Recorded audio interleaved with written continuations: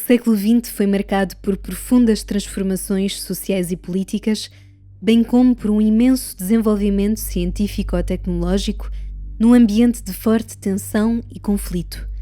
É assim, e sem surpresas, que também a arte, nesta altura, conhece uma igual amplitude de mudanças. Neste contexto, a riqueza das propostas apresentadas pelos vários movimentos alterariam até mesmo o seu entendimento.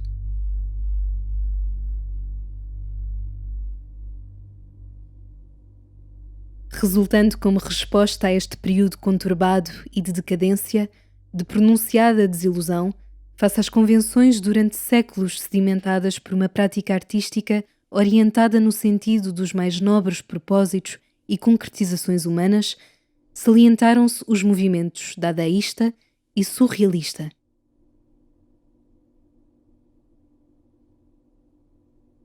De projeção internacional e diversificadas nas suas formulações técnicas e estéticas, tanto o Dada como o surrealismo foram vanguardas artísticas, literárias e intelectuais do início desse século e fundamentais para a definição do modernismo.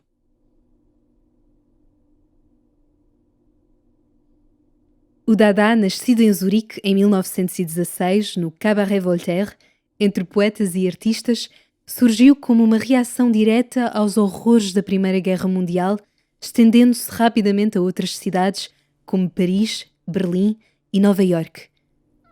Os grupos independentes que o compunham acharam-se ligados por um conjunto de ideias de fundo crítico e nihilista, rejeitando os ideais do racionalismo e do progresso.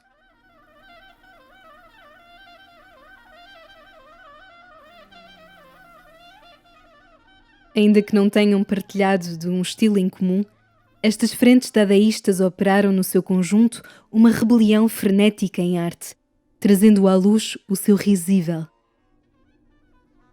No seu riso mordaz, o Dada fez uso da imaginação livre, do incongruente e da ironia, valorizando tudo o que era espontâneo e instintivo.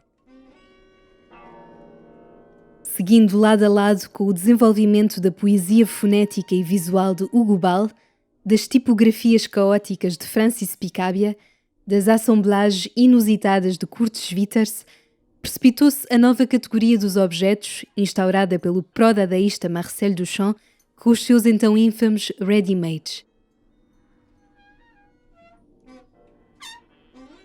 O desafio dadaísta às noções estabelecidas da assim chamada arte erudita conheceu, logo após a Primeira Guerra, um adiamento com o movimento surrealista. Contando com a contribuição de muitos artistas associados ao Dada, o surrealismo perpetuou a ferocidade provocatória, mas agora de modo calculado. Oficialmente inaugurada em 1924, com o primeiro manifesto surrealista de André Breton, esta vanguarda olhou a complexidade humana, não obstante a sua aura de solene mistério, como sistema possível de desmontar.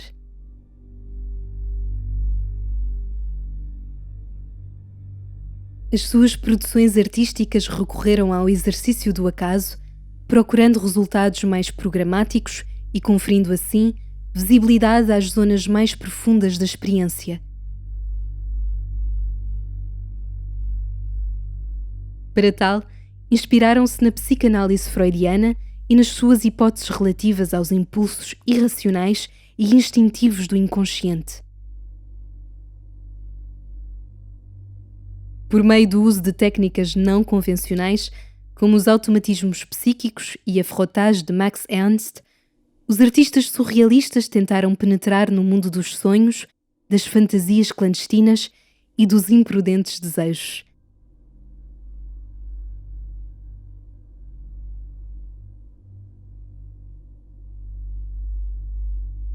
Artistas como René Magritte e Juan Miró projetaram o surreal no real, criando iconografias tão bizarras quanto precisas, capazes de operar ativamente na imaginação do espectador.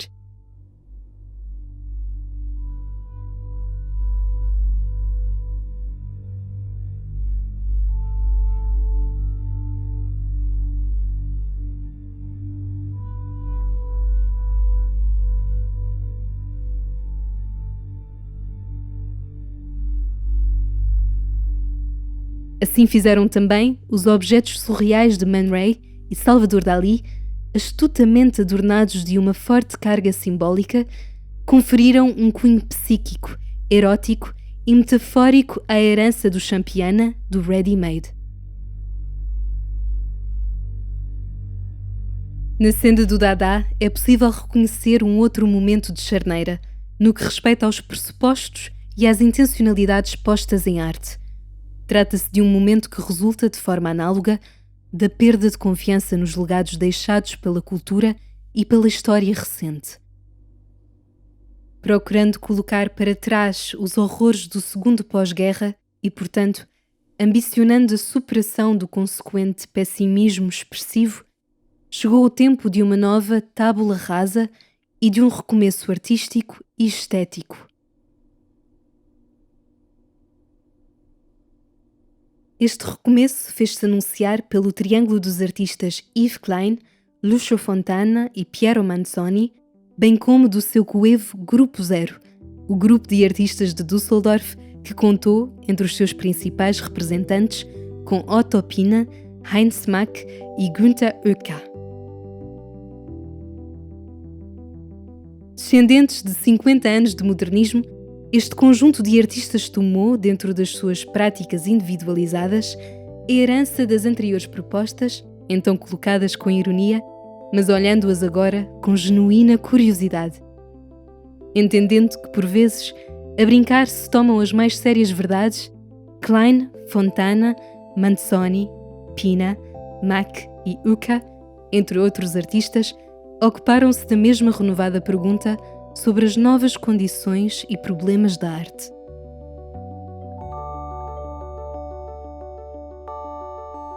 Assim, procuraram a essência através da aparência, explorando os princípios da materialidade e da imaterialidade, tal como do espaço e das condições necessárias para conferir visibilidade às ideias. Fazia-se anunciada a reconciliação do fulgor da nova inteligibilidade da arte com o seu histórico caráter retiniano, isto é, visível e estético, anteriormente rejeitado por Duchamp.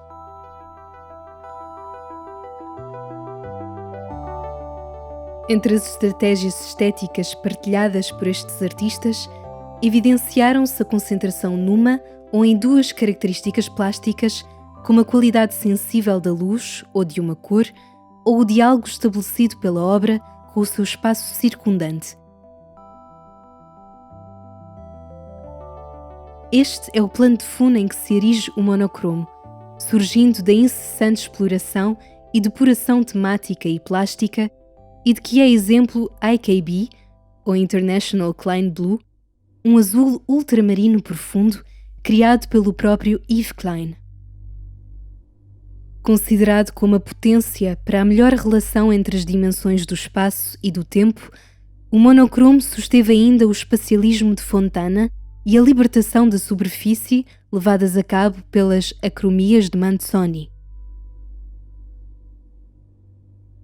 Já o mencionado grupo de Düsseldorf teve por ambição uma arte conectada com o zero, com essa incomensurável zona de silêncio em que um estado anterior se transforma num novo, segundo as palavras de Pina.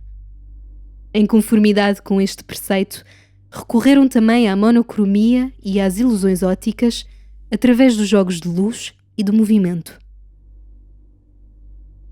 Pina tomou a arte como um processo alquímico, resultante da articulação entre elementos naturais, tais como o fogo, o fumo e o vento. Mack ocupou-se da luz como tema e matéria, procurando a melhor expressão da sua visibilidade. Por sua vez, Oecker procurou a poesia camuflada nos materiais terrenos, recorrendo aos empastes de tinta e à incorporação de objetos do cotidiano. Com as suas ousadas propostas, este conjunto de artistas procederam a uma revisão metodológica sobre os limites da pintura e da arte, deixando até antever algumas das hipóteses que figurariam em correntes futuras.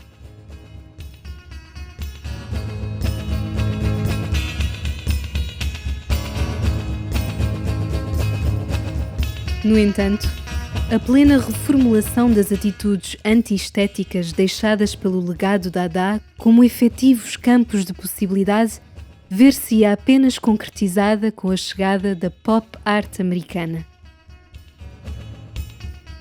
Foi entre estes dois movimentos que se estabeleceu a largura temporal necessária à proposta, aceitação e validação dos materiais e das técnicas não convencionais, como a transformação e a apropriação do objeto cotidiano na prática artística.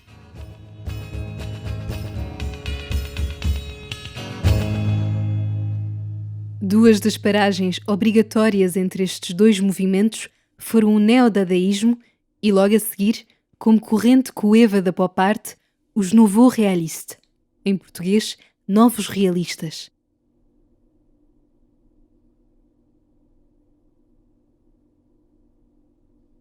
Seguindo as passadas do Dada, a corrente neodadaísta, composta por um grupo de diversos artistas, de entre os quais se destaca Robert Rauschenberg, pôs novamente à prova os limites disciplinares da arte, que recuperou a questão da autoria e entreabriu as fronteiras entre as chamadas culturas popular e erudita.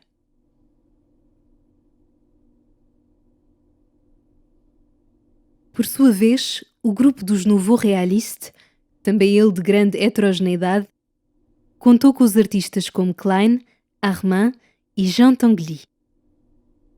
Este grupo procurou, através de obras com as mais diversas conformações e fazendo uso das coisas banais retiradas do cotidiano, uma reciclagem poética da realidade urbana, industrial e publicitária, num contraponto crítico ao então apresentado pelos artistas da pop art.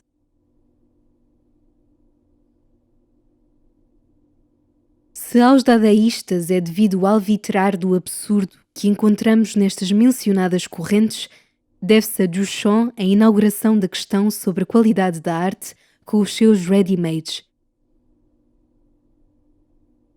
Através destes objetos já feitos, produzidos entre 1913 e 1917, Duchamp provocou uma reavaliação radical dos pressupostos, procedimentos e expectativas dirigidas à obra de arte até então, encetando até a questão da autoria. O ready-made, de que é exemplo Le Porte-Bouteille, o escorredor de garrafas, nasce da deslocação de um objeto comum da sua função e do seu local originários para um contexto estritamente artístico. Por este gesto, Duchamp procedeu à transubstanciação de um sentido artístico para um objeto que dele anteriormente era desprovido. Estes dispositivos vanguardistas distinguiram-se dos objets trouvés, objetos encontrados, de outros artistas dadaístas e surrealistas, tanto pela quase ausente intervenção técnica do artista na sua produção, como pela negação de toda e qualquer intenção estética por eles compreendida. No entanto, a estes objetos os artistas da pop art destinaram uma apreciação inesperada. Percorridos cerca de 50 anos e certamente influenciados pela crescente cultura visual de uma sociedade de consumo, estes artistas ousaram encontrar no ready-made não só a função da arte, mas ainda a qualidade estética, olhando-os através das lentes da euforia, características do novo fôlego económico e social do seu tempo, atreveram-se a dizer que estes e outros objetos industriais e de consumo eram tão atraentes como a mais bela atriz de cinema. Tomando como referência a publicidade e as indústrias do entretenimento, as produções deste movimento pós-vanguardista tiveram como estratégias a ampliação, o isolamento ou a seriação dos motivos, bem como o recurso aos processos de reprodução técnica.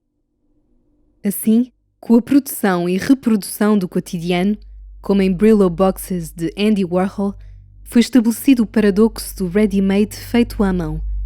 O objeto comum fez-se novamente objeto artístico, atestando agora a mesma qualidade estética presente nas sedutoras embalagens destinadas aos consumidores.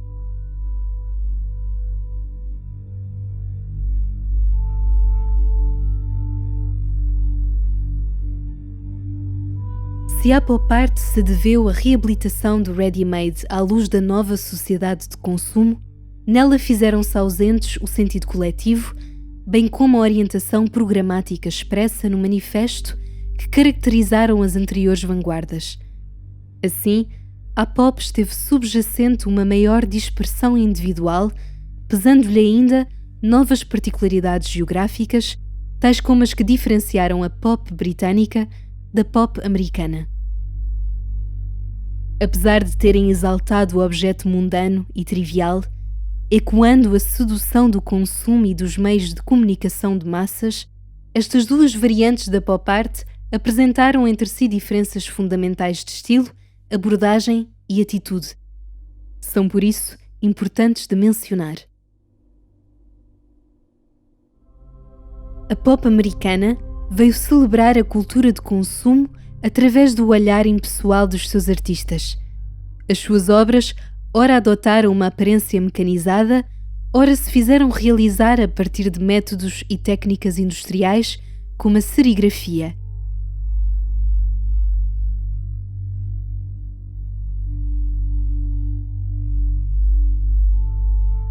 Roy Lichtenstein apropriou com ironia esta linguagem da impressão em massa, pintando meticulosamente à mão a trama característica da imagem reproduzida mecanicamente. Até mesmo artistas com uma prática essencialmente manual, como Alex Katz ou Claes Oldenburg, trataram as suas temáticas de uma forma desinvestida de qualquer emotividade.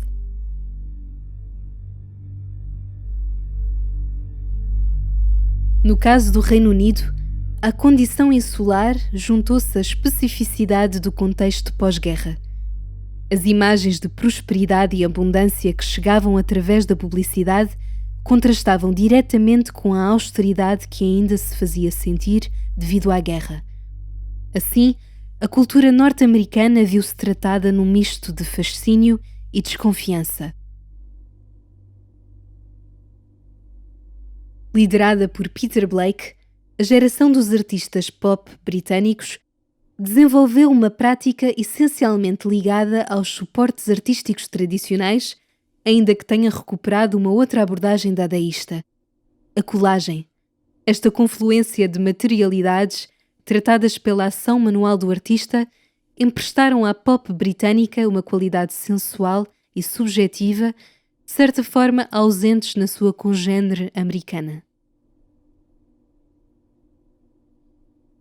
As suas temáticas tocaram as contradições sociais e políticas da nova sociedade de consumo. David Hockney cruzou na sua obra aspectos formais e temáticos com uma ênfase na bidimensionalidade do suporte da tela, com narrativas ligadas à homossexualidade, na altura ainda considerada crime no Reino Unido. Derek Boshier e R.B. Kitaj, por sua vez, aludiram ao panorama político com referências à Guerra Fria, à corrida ao espaço e à independência das colónias ultramarinas.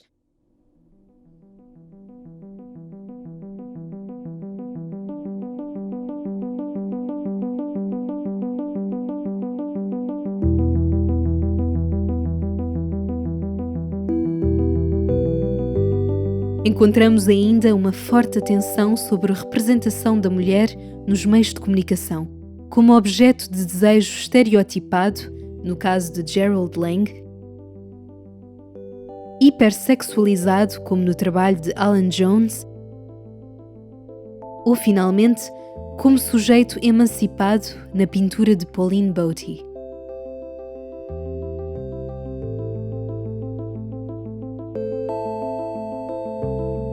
As décadas seguintes trariam novas transformações artísticas, sociais, políticas e tecnológicas.